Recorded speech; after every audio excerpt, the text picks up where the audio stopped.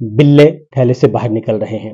اور چونکہ یہ معاملہ پھیل گیا، ٹائمز آف اسرائیل نے یہ ایک خبر دی کہ پاکستان کے ٹروپس جو ہیں وہ پہنچ رہے ہیں اور وہ جوائن کریں گے انٹرنیشنل فورس کو، اور اس کے لیے نیتن یاہو نے بھی اس کی اپروول دے دی ہے، اور ترکی کی فوج کو، ترکی کی ٹروپس کو نیتن یاہو نے مسترد کر دیا ہے اور کہا ہے کہ وہ ہمیں قبول نہیں ہے۔ تو اس کے بعد مزید گڑبڑ پیدا ہوئی کہ آخر کیا ماجرا ہے، کہ یہ غزہ امن فورس جو ہے یہ امن کے لیے ہے، غزہ کی حفاظت کے لیے، آزاد فلسطین ریاست کے لیے ہے، یا پھر اسرائیل کے دفاع کے لیے ہے، اور اس کا فائدہ کس کو پہنچے گا۔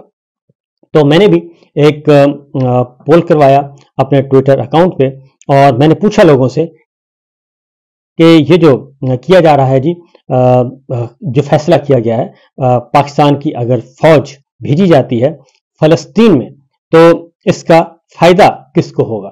غزہ امن فورس کے نام سے جو بھیجی جائے گی اس کا فائدہ کس کو ہوگا؟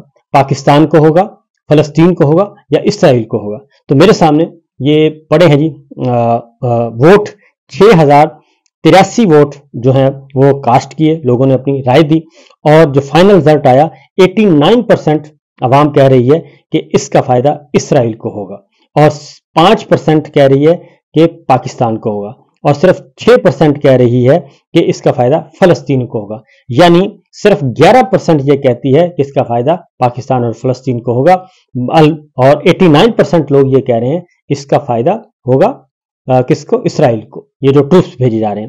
اور اس میں بہت سارے معاملات واقعتاً ایسے ہیں جن کو جب تک ڈیبیٹ نہ کی جائے، اوپنلی ڈسکشن نہ کی جائے، اس وقت تک سمجھ نہیں آئے گی کہ اس کے اندر کیا کیا راز پنہاں ہیں اور اس کے اندر کیا چیزیں طے ہوئی ہیں۔ لہٰذا ایک بات تو ذہن میں رکھنی ہے۔ دوسری بات جی، مریم صاحبہ نے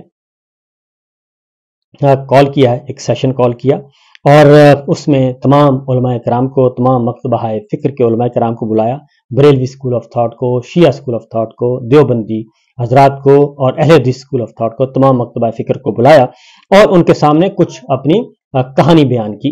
اور اس کا مقصد کیا تھا؟ پہلے تو دو مقاصد ہیں، کیونکہ اس وقت جو بیانیہ ہے وہ بن نہیں رہا۔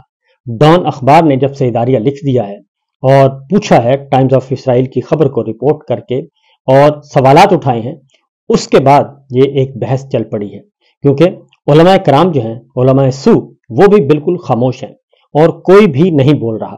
آخر ان کو مینج کون کر رہا ہے؟ ان کو چپ کون کروا رہا ہے؟ کیونکہ ایک امپورٹنٹ ہے، اور پاکستان 78 ایئرس 78 سالہ جو اپنی ایک طے شدہ پالیسی ہے، اس پالیسی کو ایک بنیادی نظریے پہ قائم تھی، اس سے یو ٹرن لیا جا رہا ہے، بلکہ یو ٹرن نہیں، اس کو مسمار کیا جا رہا ہے، اور اس پہ تمام خاموش ہیں، تمام پاور پاکٹس، تمام پریشر گروپس، تمام پولیٹیکل پارٹیز بالکل خاموش ہیں، تمام مذہبی جماعتیں، دینی جماعتیں۔ آخر یہ ماجرا کیا ہے؟ اور یہ بیانیہ بن نہیں پا رہا تھا۔ اب اس میں DGISPR تو آ نہیں سکتے ڈائریکٹ کہ وہ اس میں شامل نہیں ہونا چاہتے۔ اس کی وجہ یہ ہے کہ یہ کمبل اتنا بھاری ہے کہ جن صاحب چاہتے ہیں کہ باہر کریڈٹ مل جائے ان کو، لیکن یہ پاکستان میں یہ جو صحرا ہے یہ کوئی اور کس کے سر پہ رکھا جائے، کیونکہ پاکستان میں پاکستان کے عوام کے سامنے یہ میں نہیں ہونا چاہیے کہ جی یہ میں نے کام کیا ہے، بلکہ وہ چاہتے ہیں کہ یہ پولیٹیکل لیڈرشپ کے کھاتے میں جائے، اور سیاسی قیادت۔ اور سیاسی قیادت کیا چاہتی تھی؟ سیاسی قیادت چاہتی تھی کہ جناب نون لیگ، خاص طور پہ پیپلز پارٹی کی، ہمیں کیا بولنے کی ضرورت ہے؟ جو کمٹمنٹ کر کے آئے ہیں پریزیڈنٹ ٹرمپ سے لنچ پہ، وہ جانے اور ان کا جانے کام، ہم کیوں درمیان میں آئیں؟ اور یہ ایسا کمبل ہے، تو اس لیے ہم اپنے آپ کو دور رکھیں۔ یہ ملٹری لیڈرشپ کو اور پریزیڈنٹ ٹرمپ کو اور اسرائیل کو اور مصر کو اور اردن کو، جو بیک ڈور چینل پہ ڈپلومیسی چل رہی ہے، ان کو بھگتنے دیں۔ تو یہ ایک اندر کی خباثت موجود تھی، تو جو کہ اندر ہی چل رہی ہے کہ ایک دوسرے پہ ملبہ ڈال، لیکن ظاہر ہے فارم 47 کی حکومت ہے، تو مریم صاحبہ میدان میں آئی ہیں اور انہوں نے تمام علماء کرام کو بلایا، اور انہوں نے کہا جی کہ میں بطور صوبے کے چیف ایگزیکٹو کی کوشش کرتی ہوں کہ عوام کی جان و مال اور عزت کو محفوظ رکھوں، لیکن جناب سوال یہ ہے کہ مرید کے والا ہے جو لانگ مارچ تھا، وہ ایک بات تو کلیئر ہے کہ ان کے ساتھ نظریاتی اختلافات ہو سکتے ہیں، سیاسی اختلافات ہو سکتے ہیں، ان کی سیاست کے انداز پہ ہو سکتا ہے، لیکن جس طریقے سے ان کو پہلے مشتعل کیا گیا، پھر ان کو نکالا گیا، پھر ان کو مرید کے، پھر مذاکرات کے نام پہ ان کو بٹھایا گیا.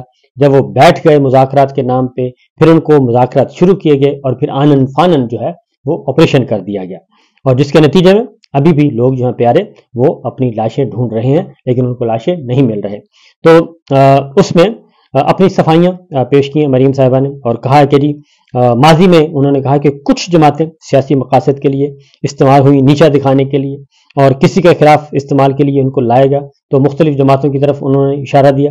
لیکن انہوں نے کہا جی ہم بالکل پوتر ہیں اور ہمیں کوئی ایسا ایشو نہیں تھا، اور یہ جو کرسی ہے یہ تو ہمیں اللہ تعالیٰ نے عطا کی ہے، اور یہ سدا نہیں رہنی. یہ بات تو صحیح ہے کہ سدا نہیں رہنی، لیکن یہ کرسی آپ نے چھینی ہے، یہ قابض ہیں آپ. ہاری ہوئی سیٹیں اور ہارے ہوئے امیدواروں کو انسٹال کیا گیا اور لا کے بٹھا دیا گیا. جو جیتے ہوئے ہیں وہ تو بیچارے جیلوں میں ہیں، وہ تو ان کو تو جیلوں میں گل سڑ رہے ہیں، اور ایک ظالمانہ نظام کو آپ منسوب کر رہی ہیں کہ آپ کو یہ اللہ تعالیٰ نے دیا ہے. اس پہ میرا خیال ہے آپ کو تھوڑا سا احتیاط اور کرنا چاہیے کہ ایک جعلی نظام کو، ایک الیکشن چوری کے نظام کو، اور جو کہ واضح ہے، آپ اس کو اس طریقے سے اسلامی ٹچ دینے کی کوشش کر رہے ہیں، اور یہ آپ بھی کر رہے ہیں اور آپ کے جو لانے والے ہیں وہ بھی یہ کام کر رہے ہیں. اس کے بعد انہوں نے جو بنیادی بات تھی، اس وقت سچویشن یہ ہے جی کہ ان کی سیکورٹی کے مسائل بڑے بڑھ گئے ہیں، اور سیکورٹی کے مسائل اتنے بڑھ گئے ہیں کہ پوری کی پوری سیکورٹی کی ٹیم جو ہے وہ تبدیل کر دی گئی ہے، چیف سیکورٹی آفیسر تبدیل کر دیا گیا ہے، اور اسکریننگ کی جا رہی ہے اور جانچ پڑتال کی جا رہی ہے کہ تمام اور ان کے ٹیسٹ کروائے جا رہے ہیں جو سیکورٹی کے پہ تعینات لوگ ہیں، کہ کہیں خدا نخواستہ کچھ اور نہ ہو جائے. تو بہرحال یہ کرنا چاہیے، احتیاط کرنی چاہیے. لیکن مسئلہ یہ ہے کہ اس کا ملبہ بھی انہوں نے 9 مئی پہ ڈال دیا، اور کیا کہتی ہیں ذرا سنیے. کو مارنے کا نہیں سوچا. حکومتیں تو آتی جاتی رہتی ہیں، یہ سب کچھ ہمارا ہے، یہ قانون نافذ کرنے والے ادارے بھی ہمارے ہیں. اب آپ دیکھیے جب انڈیا نے ہمارے پہ حملہ کیا تو کس نے آپ کو فتح دلائی، کس نے آپ کا سر فخر سے بلند کیا؟ آپ کی فوج تھی. اسی فوج پر حملہ کیا تھا 9 مئی پہ پی ٹی آئی نے. تو اس کا جو انجام تھا وہ یہ تو نہیں ہو سکتا تھا کہ کیونکہ انہوں نے ایک سیاسی لبادہ اوڑا ہوا تو ان کو کہہ دیا جائے کہ نہیں کوئی بات نہیں، جائیں غلطی معاف ہو گئی. انصاف کرنا، عدل کرنا، یہ آپ کی بھی مذہبی فریضہ ہے، میرا بھی مذہبی فریضہ ہے. تو یہ کہہ رہے ہیں جی 9 مئی، تو سوال یہ ہے کہ دوسرا فوج ہماری ہے، تو یہ وہی فوج ہے جناب جس کے بیچ میں کھڑے ہو کے آپ عوام میں نعرے لگواتی تھی. یہ جو وردی ہے اس کے پیچھے یہ سارے کا سارا یہ وہی فوج ہے، وہی سپہ سالار ہیں، فوج ہے جن کے سپہ سالار کو لندن میں بیٹھ کے دھمکیاں دی گئی تھیں. یہ وہی فوج ہے جن کے سپہ سالار کا طیارہ آپ نے اغوا کروایا تھا. تو یہ سارے معاملات حقیقت ہیں. تو یہ 9 مئی کو لے کے آ رہے ہیں اور 9 مئی کی بنیاد پہ یہ سب کچھ کر رہے ہیں.